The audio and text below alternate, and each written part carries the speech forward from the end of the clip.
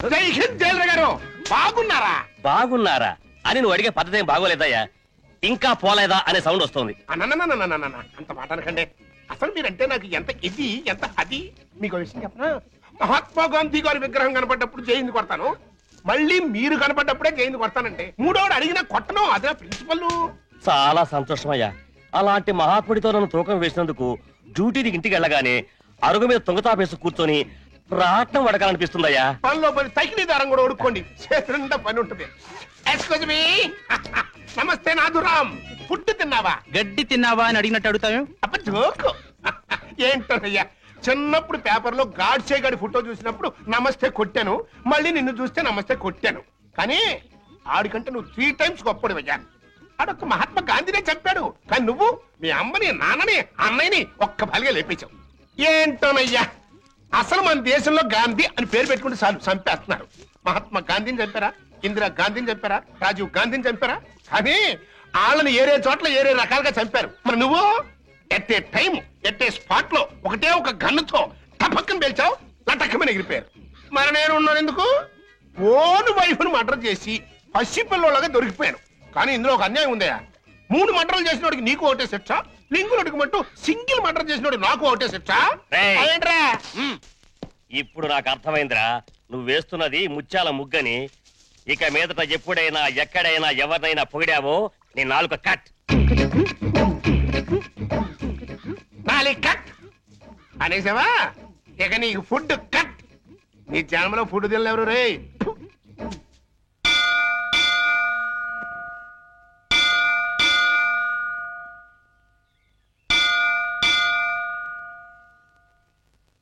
సరిగ్గా ఈ టైంకే రంగా వాళ్ళ అమ్మగారు గుడికి వస్తారని చెప్పానుగా, వచ్చేస్తున్నారు. నువ్వు ఇంక లంకించుకో. వటపత్రశాయికి వరహాలలాలి, రాజీవ నేత్రునికి రతనాలలాలి, మురిపాల కృష్ణునికి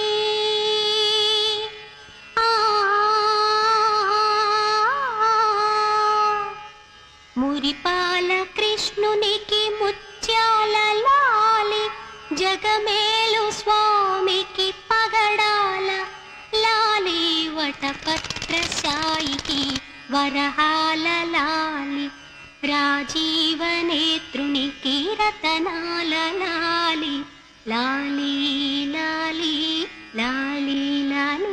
అమ్మా చందన, ఫుడ్డు బెడ్డు లేకుండా ఎన్నాళ్ళమ్మా ఇలా స్టెప్పులు కడుగుతావు? నా మాట విని సింగిల్ ఇడ్లీ అయినా తినమ్మా. ఆ పాండురంగడు నిన్ను కాపాడుతాడు. ఏమ్మా, ఈ పిల్ల నీకేమవుతుంది? మా చెల్లెలు పూజలు మెచ్చి కైలాసం నుంచి వచ్చిన పార్వతీదేవా తల్లి మీరు? కాదు, నేను రఘురామయ్య గారి భార్యను. మీరా? నమస్కారం నమస్కారం. అమ్మా చందన మా చెల్లెలు. నమస్కారం అండి. చిన్నతనంలోనే ఎందుకమ్మా ఇంత భక్తి? మంచి భర్త రావాలని, మీలాంటి ఉత్తమరాలకి కోడలు కావాలని ఈ పూజలు పునస్కారాలు. నిన్ను పెళ్లి చేసుకునేవాడు చాలా అదృష్టవంతుడు. నమస్కారం నమస్కారం. వస్తానమ్మాయి.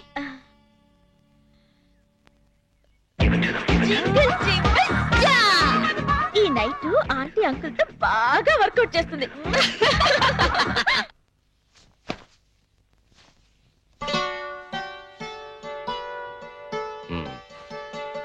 మనం పెళ్లి అయినప్పటి నుంచి చూస్తున్నాను, తెల్ల దుప్పటి పక్క ఎంత ఓపిగ్గా వేస్తున్నావు రక్ష. నీకు రహస్యం చెప్పనా? తెల్లటి రంగుకి మనిషి జీవితానికి చాలా దగ్గర సంబంధం ఉంది. ఎలాగో చెప్పమంటావా? పుట్టిన బిడ్డని తెల్లటి గుడ్డ పూతిళ్లలో నిద్రపుచ్చుతారు. పెళ్లిపేటల మీద పెళ్లి కూతురు తెల్లచీరే కట్టుకుంటుంది. ఎంతటి మహారాజైనా కన్ను మూసాక తెల్లటి గుడ్డే కప్పి సాగనంపుతారు. అబ్బా, ఏమిటండి ఆ మాటలు? అన్నట్లు ఈరోజు గుడికి వెళ్ళానా, అక్కడ ఓ చక్కటి పిల్లని చూశాను. అందానికి అందం, అందాన్ని మించిన మంచితనం, మంచితనాన్ని మించిన భక్తి. మీ ఆడవాళ్ళకి జడ ఎంత పొడుగు, నాలిక అంత పొడుగు. ఏమిటి విషయం? అక్కడ చూసిన పిల్లని మన రంగడికి చేసుకుంటే. రంగడికా?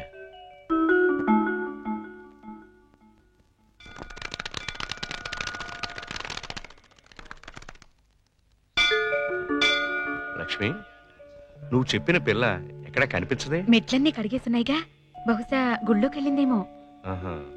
పెళ్ళైన కొత్తలో మనం పిల్లలు కావాలని మొక్కుకోవడానికి గుడికొచ్చేవాళ్ళం. ఇప్పుడు కోడలు కావాలని వెతుక్కుంటూ వస్తున్నాం. ఏటో. నమస్కారం నమస్కారం. నమస్కారం. నేను చెప్పానుగా ఆ, ఆ పిల్లకి అక్క మా వారు. నమస్కారం, నా పేరు వందన. ఆ. బొమ్మన చందన మా చెల్లెలు. ఇది ఎక్కడ కనిపించదేమ్మా? ఆ,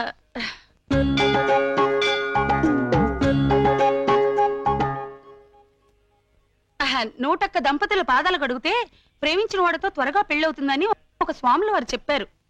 చాలా మంచి అమ్మాయి అండి. ఆ అమ్మాయి కోసం మనం కూడా లైన్లో నిలబడదాం. ఆ.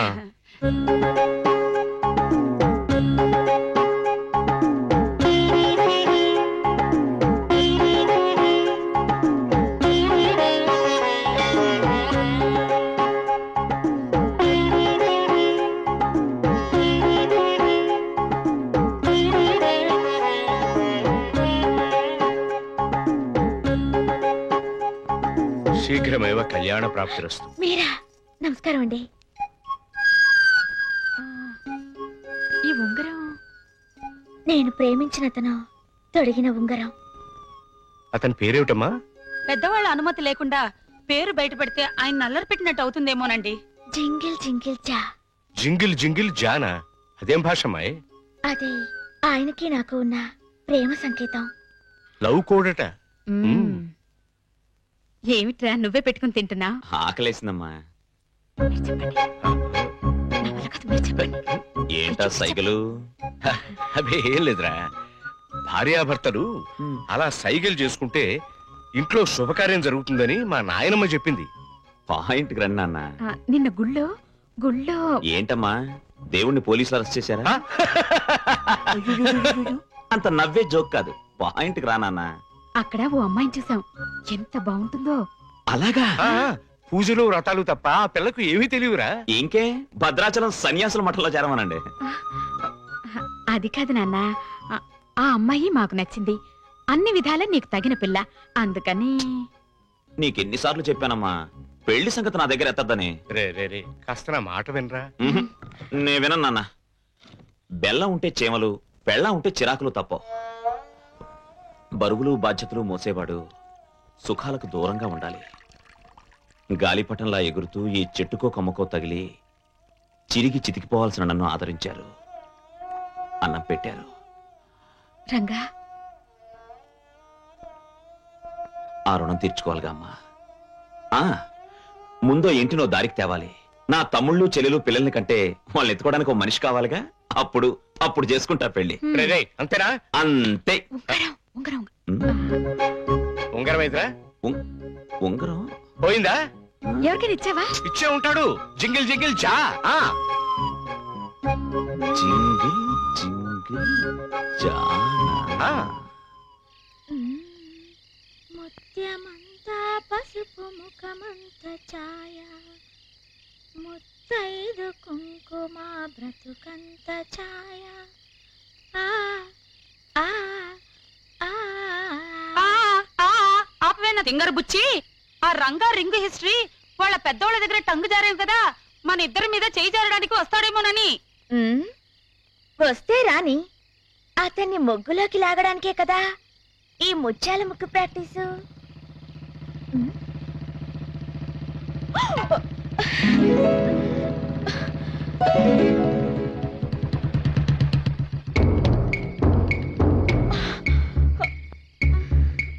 జింగిల్ జింగిల్ జా, కొట్టేసి నా రింగ్ ఏది?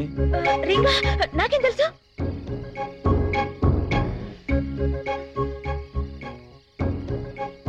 మర్యాదగా వేలుకున్న రింగ్ ఇస్తావా లేదా? వెడ్డింగ్ రింగు బెడ్ మీద కూడా తీయకూడదని మా దొడ్డమ్మ చెప్పింది. ఇలాంటి వెధవ స్క్రీన్ ప్లేలు చెప్పే మా అమ్మని బాబుని టెంప్ట్ చేశావు. వాళ్ళు ప్రొడ్యూసర్ డైరెక్టర్లు అయిపోయి పెళ్లి సినిమా తీసడానికి రెడీ అయిపోతున్నారు. మంచిదేగా, పెద్ద హిట్ అయిపోద్ది. నేను చక్క తణుకులో సంబరం చేసుకోవచ్చు.